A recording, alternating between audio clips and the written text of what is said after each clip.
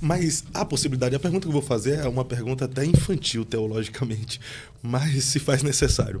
A possibilidade de Jesus, por exemplo, na Índia são mais de 330 mil deuses. Quando vai um missionário pregar na Índia, quem conta isso é 30 milhões de deuses. 30 milhões de deuses. Josué Irion, ele conta isso. Quando vai um missionário pregar lá, os indianos perguntam, né? Em nome de qual Deus ele está pregando? Em nome de Jesus. Mas para quê? Nós já temos 30 milhões de deuses, nós não precisamos de mais um. Não há possibilidade de, em alguns países que rejeitam a Jesus, Jesus não ser um dos seus, entre tantos, não ser um daqueles deuses? Há essa possibilidade? Claro que é. Então você vai, por exemplo, no zoroastrismo. Aí qual é a correlação? Se bem que tem uma certa correlação, mas nem sempre há uma correlação. O livro que eu falei agora há pouco, Fator Melquisedeque, é muito legal, vale a pena ler. O Dr. Don Richardson, ele começa com a história de Atos 17. Lembra do Deus Desconhecido? Deus Desconhecido. Lembro. Você é Paulo, pregador. Não, lembro, então, lembro sim. Ele começa contando a história. Isso é um fato, a história real do Deus Desconhecido, porque 3 ou 4 séculos antes daquele fato de Atos lá dos Apóstolos, do Deus Desconhecido, houve uma peste, como se fosse aqui a pandemia. Houve uma peste, e aí na Grécia, e começou a morrer gente, aos milhares, começou a morrer gente. E o rei ficou desesperado e não sabia o que fazer e tal, e começou a fazer oferenda para tudo quanto é Deus. Não funcionava, cada dia mais pessoas, tipo a pandemia. E aí buscaram um sábio que é o Epimênides, inclusive citado por Paulo. Aí o Epimênides saiu da ilha de Creta, pegou o navio, foi. Chegou lá, o pau quebrando, todo mundo morrendo e tal, e o rei falou pra ele, cara, o que a gente faz? Você é um sábio, a gente não sabe mais o que fazer, já acendemos vela pra todo mundo, não funciona. O acendendo vela eu que inventei aqui, mas já honramos todos os deuses. O que funciona? E o Epimênides falou assim, bom, vamos pela lógica. Se vocês ofereceram o local, o sacrifício para todos os deuses que vocês conhecem e não funciona, só tem uma razão. Ele falou, qual é? Ele falou, existe um Deus maior que vocês não conhecem. Existe um Deus que não está no panteão grego, que não faz parte e que não tem nada a ver com Zeus e com todos esses caras aí. E aí ele falou assim, o que a gente faz?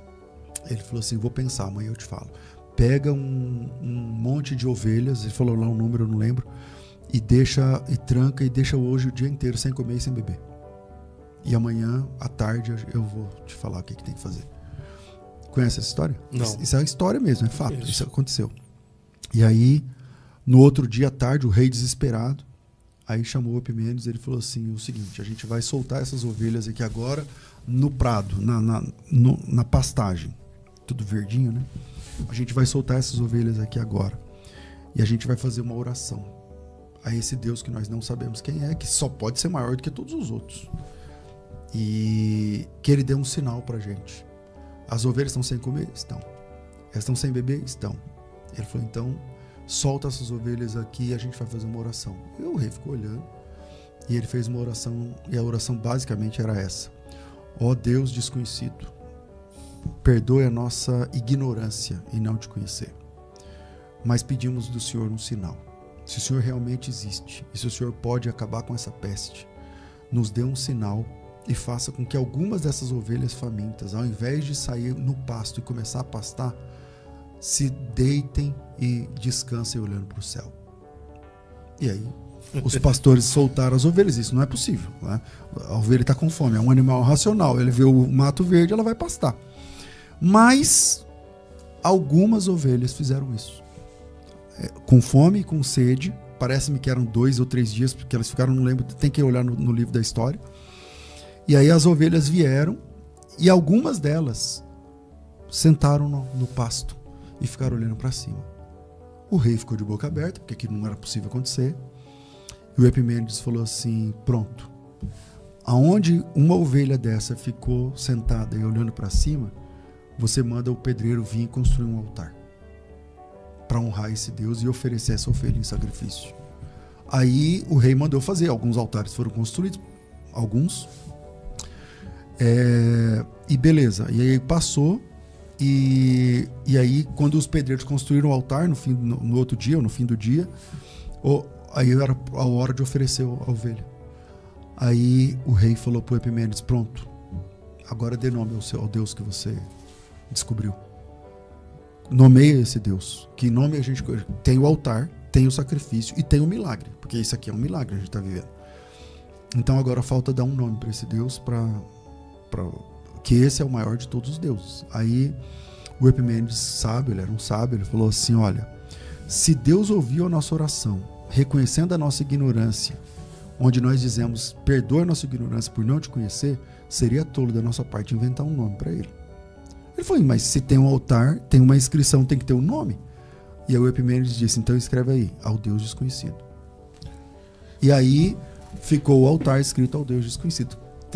400 anos depois, entra um pregador na Grécia, vai pregar no Areópago. Aí ele fala: inclusive passando eu, vi que vocês são muito idólatras, muito religiosos, né? Em tudo vejo que sois religiosos. Inclusive passando eu, vi um altar escrito ao Deus desconhecido. Esse Deus que vocês honram sem conhecer, eu trabalho para ele. Meu Deus do céu. E aí Paulo vai revelar quem é esse Deus. Ele é o criador do céu e da terra. Ele fez, é ele que manda a chuva. É ele que não é o Deus de chuva, não são deuses locais, não são deuses regionais, não são deuses por etapa. Esse é do mar, esse é do rio, esse é do Hades, esse é do não sei o que, esse é do... Não. É um Deus. E ele não cabe dentro de um prédio. O Deus verdadeiro não habita em templos feitos por mãos de homens. E aí Paulo vai dar as características desse Deus. Algumas dessas características, Fábio, o Paulo aprendeu quando ele não era crente, porque quando o Estevão estava sendo apedrejado e o Paulo era o cara que estava comandando o apedrejamento do Estevão, ele ouviu a última pregação de Estevão, e foi Estevão quem disse a primeira vez assim: ele não habita em templos feitos por mão de homens. E lá no Areópago, lá no Deus desconhecido, o Paulo cita a mensagem do Estevão. Hoje em dia é muito comum o cara pregar uma mensagem de outro pregador, né? Sim. O Paulo fez isso. Ele pregou a mensagem do Estevão, mensagem que ele ouviu quando ele não era crente. E não deu os créditos. Mas ele disse: esse Deus não habita em templos feitos por mãos de homens, mas ele manda a todos os homens, em todos os lugares, que se arrependam. Aí tem a fonte do arrependimento.